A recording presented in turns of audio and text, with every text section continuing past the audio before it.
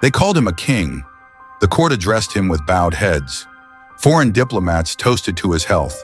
The chronicles inked his name beside the names of giants. And yet, he ruled like a shadow, present, but never truly seen. He wore the crown, yes, but not as a symbol of glory, not as a mark of divine right. It sat upon his brow like a shackle, too heavy, too cold, forged not from triumph, but from centuries of blood and rebellion. He was never meant to lead. He did not rise to the throne through ambition, nor conquest, nor command.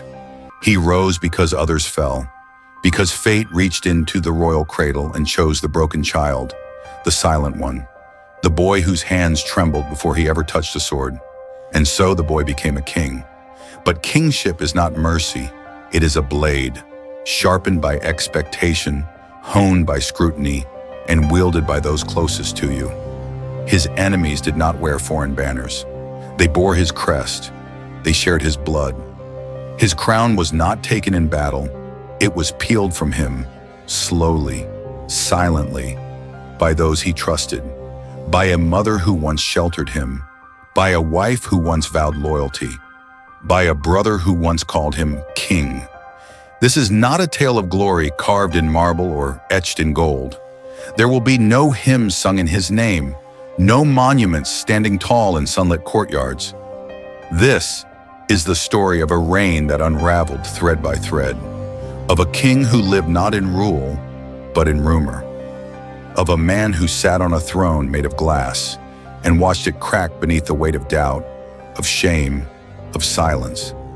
It is the story of a crown, shining, radiant, resting atop a soul collapsing inward. And in the end, it is the story of how one man inherited a kingdom and lost everything: his power, his dignity, his voice, even his name. Because history does not always remember the kings who fall with thunder. Sometimes it forgets the ones who simply fade. And so begins the tale of Afonso VI, the forgotten king, the ghost in the palace, the monarch who never truly reigned. Lisbon. The year is 1643, a city of stone and salt, where the wind smells of ocean and war. Cannons still rest on ramparts, bells still echo the memory of rebellion, and in the palace of Ribeira, a cry pierces the dusk. A prince is born, not a warrior prince, not a lion-hearted heir, but a quiet, pale boy, delicate as porcelain, soft as fog. His name is Afonso. He is the second son, the spare, the one not expected to bear the weight of a throne. His father, João IV, has just torn Portugal from the grip of Spain. The crown is fresh with defiance. The people are hungry for a dynasty, a new age. But Afonso is not the prince they prayed for.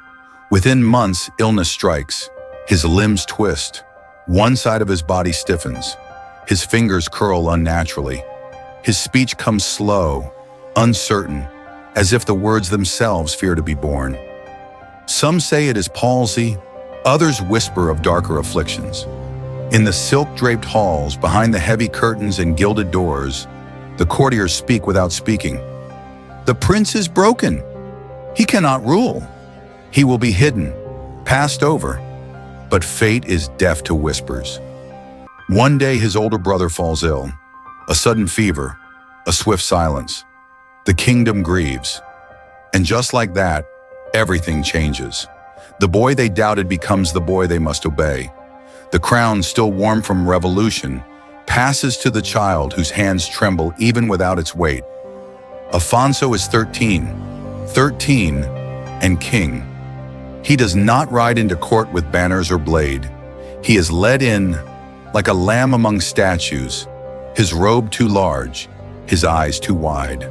His crown slips slightly as he bows, not from humility, but because his neck is too weak to bear it. He sits on a throne built by his father's war and stares at ministers old enough to be his grandfathers. They speak policy. He blinks. They declare alliances. He stares. They wait for a command that never comes.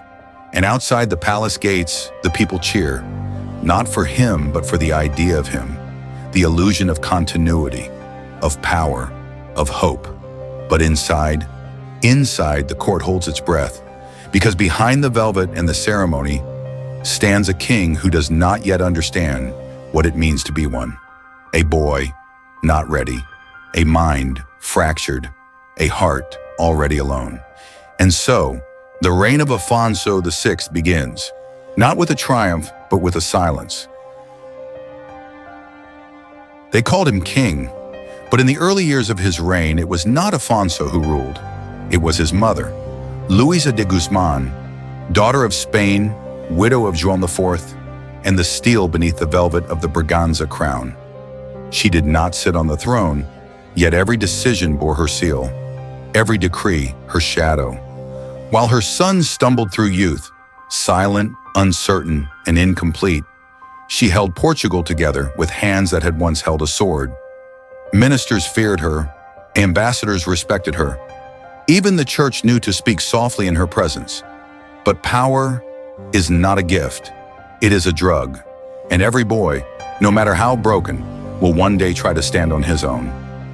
At 18, Afonso rose, not with wisdom, not with vision, but with impulse. He stripped his mother of command, banished her from court, sent her to a convent cloaked in prayer and humiliation. And in her place, he crowned a new influence, Castelo Milor, a man of polished words and poisonous ambition, a puppet master disguised as a servant. He whispered promises into Afonso's ear, not of peace but of power, not of stability but of spectacle. And for a moment, it worked.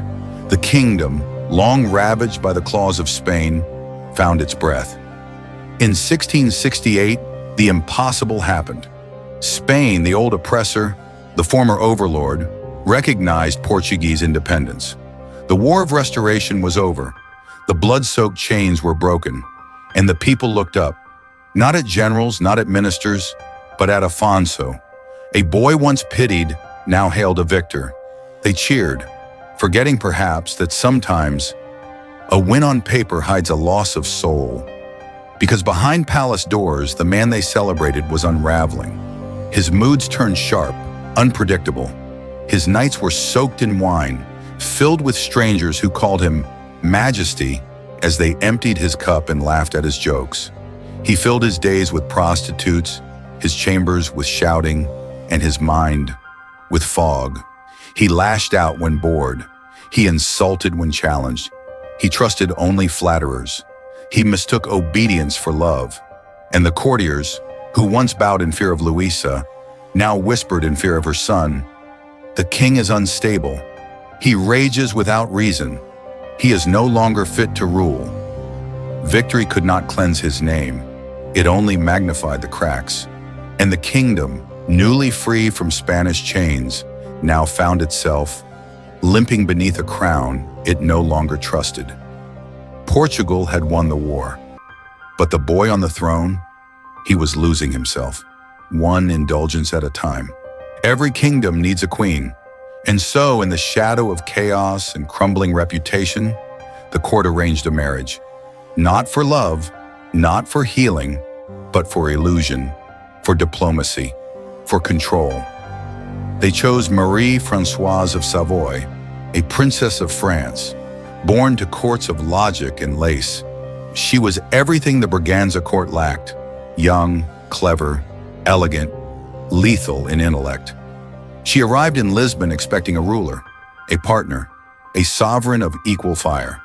She found Afonso, not the king from the portraits, not the voice from royal decrees, but a man lost in his own court, a soul distracted by wine, by performance, by the desperate hunger to be seen as whole. He greeted her with awkward flourish and the cold breath of rehearsed charm. But she saw through it in days. Their wedding was opulent. The marriage was empty. Behind the curtains of the royal bedchamber, there was no consummation, no union, no future. What passed between them was not intimacy, it was silence, a silence more telling than screams.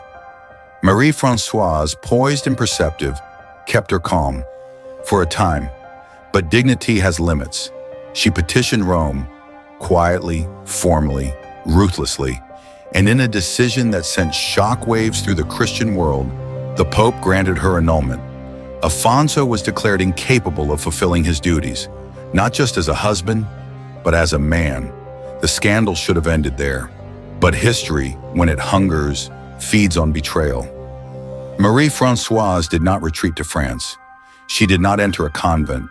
She turned instead to the very heart of the court, to Pedro, Afonso's brother, younger, sharper, controlled, where Afonso raged, measured where Afonso wavered.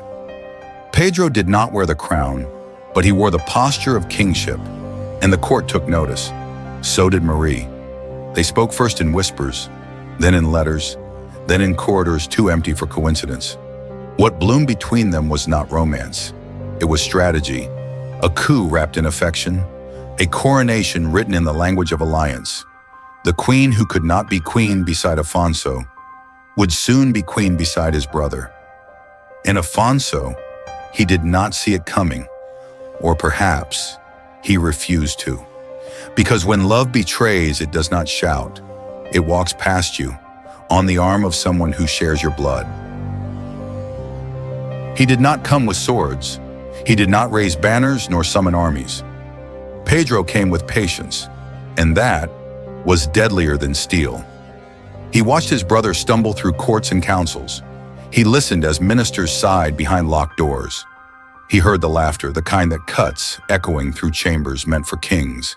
And he waited, because Pedro understood something Afonso never did. Power is not seized with fury, it is inherited through silence. 1668, Lisbon.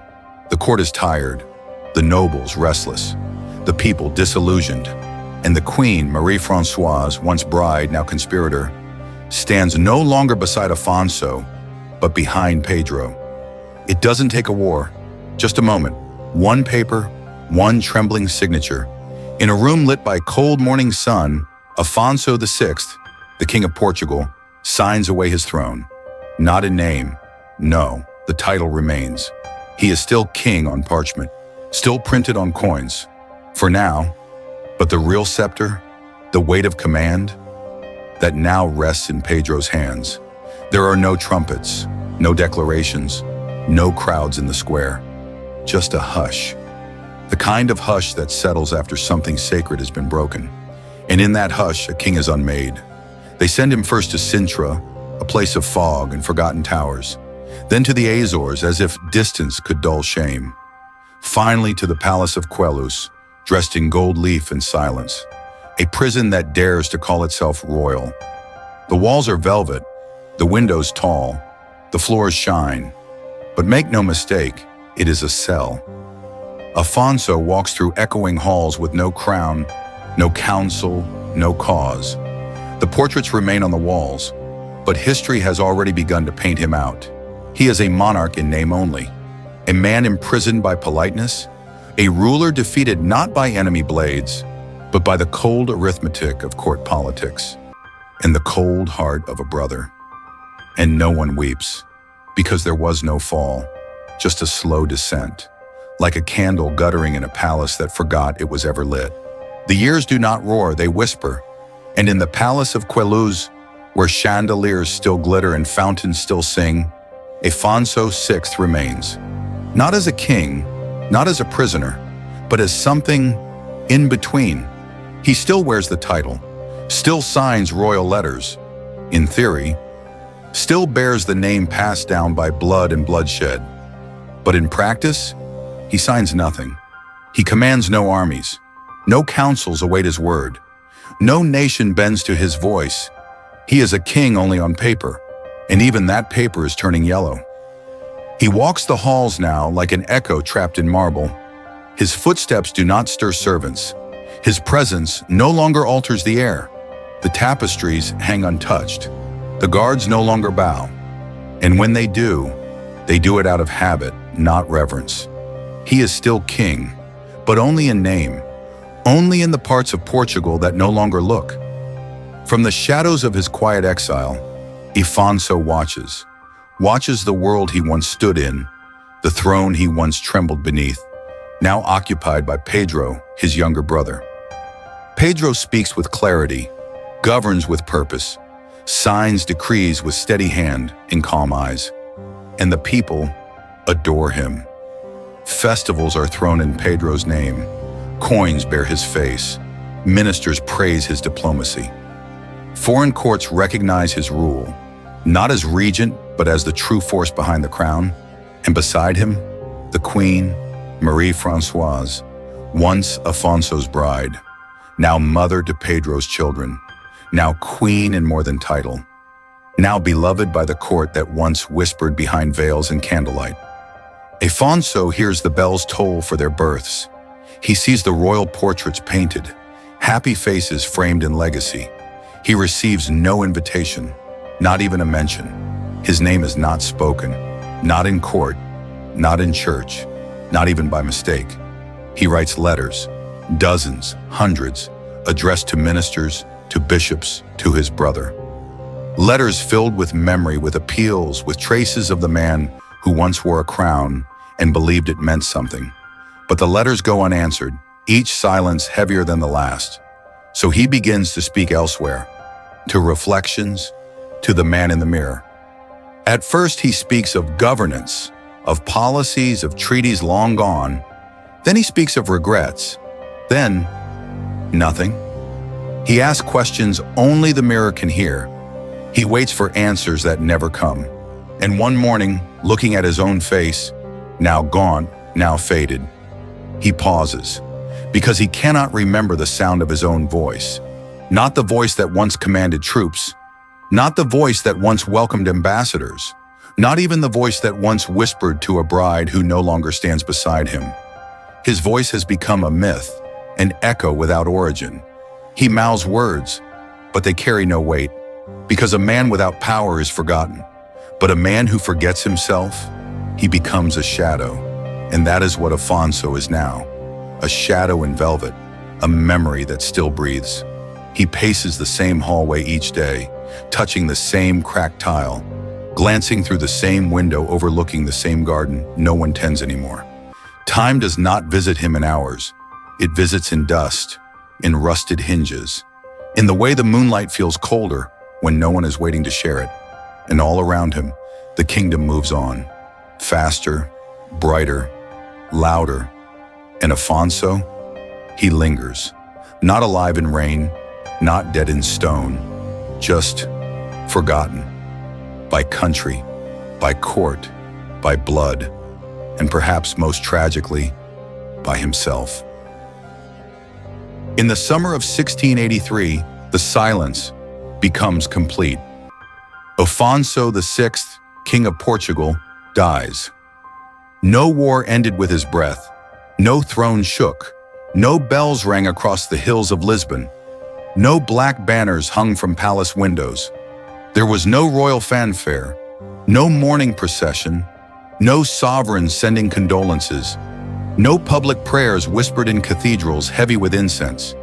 He was buried, not beside kings, but beside silence, far from where power now sits, far from the marble corridors where Pedro rules, far from the woman who once called him husband, then called him nothing, just a grave, just earth, and a name most had already forgotten.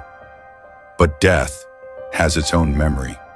It lingers in the corners history tries to scrub clean, in the footnotes, in the folds between pages, in the places where broken crowns are buried, not to be honored, but to be hidden. And yet, he remains, not in power, not in portraits, but in a question that echoes louder than any anthem. What makes a king? Is it victory? Then yes, Afonso had it. Spain recognized independence during his reign.